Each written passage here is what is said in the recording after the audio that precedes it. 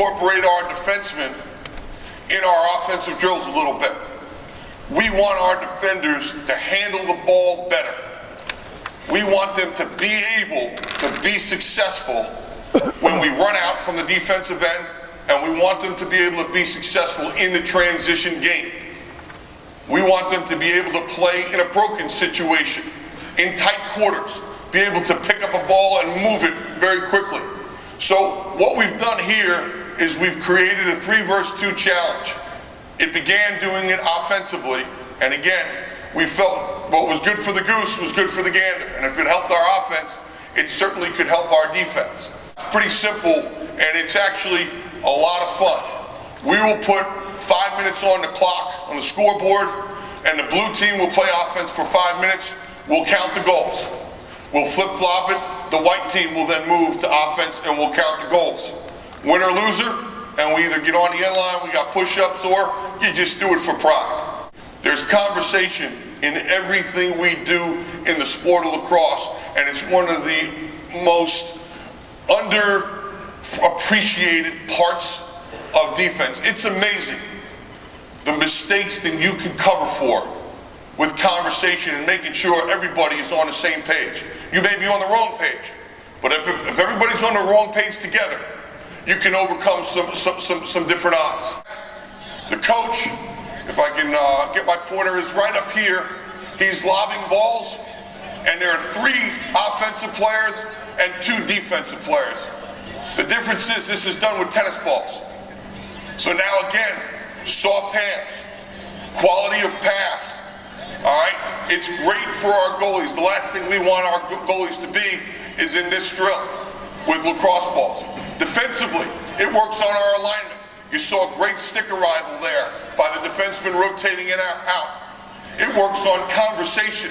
And Rick Pitino, and as I found out, Tom Crane from Indiana basketball, both have this philosophy on deflections. And I found it really interesting, and I found it to be very pertinent, or to correlate very well from basketball to lacrosse. So what they do is they stat deflections. So in this drill, it encourages us to do a good job with deflections. Now there are a lot of things that go into deflections. There are a lot of different things you can do to fit into that category. So a deflection is simple.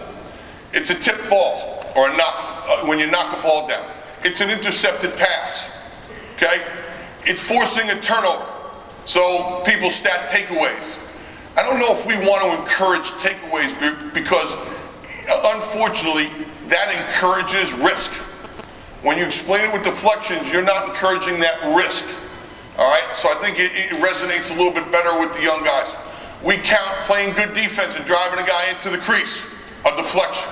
We count dives as a deflection, meaning a guy diving for a ball, a guy diving for a check, a guy beating another guy to the end line and getting a ball. Those are all deflections, and what they measure more than anything, guys, isn't tip balls. It's the level of your defensive intensity. It helps in the transition game, and it creates some tempo in your practice, and I gotta tell you, it's a lot of fun. This is enjoyable if I turn the sound up, which I may be able to do. I'll let it run for a second. Let's go!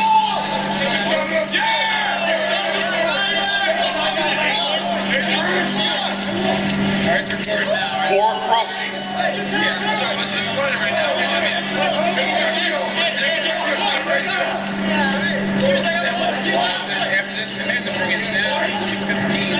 Great tempo to the start of practice.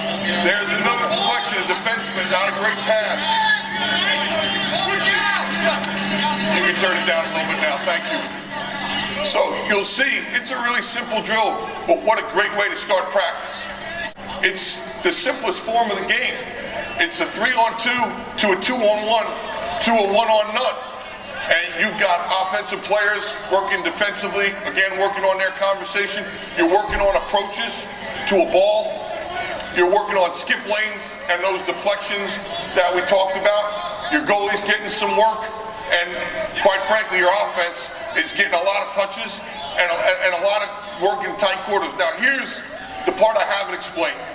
If you notice, Everything is very tight. So what we've done in this drill is we've moved the goal back to the women's crease line. So the goal is in the women's crease. And I don't know a ton about the women's game. I don't want to claim to. But the women have their arc. So they have the two lines going up the side and the arc. Everything we do in this drill has to be done within that small area.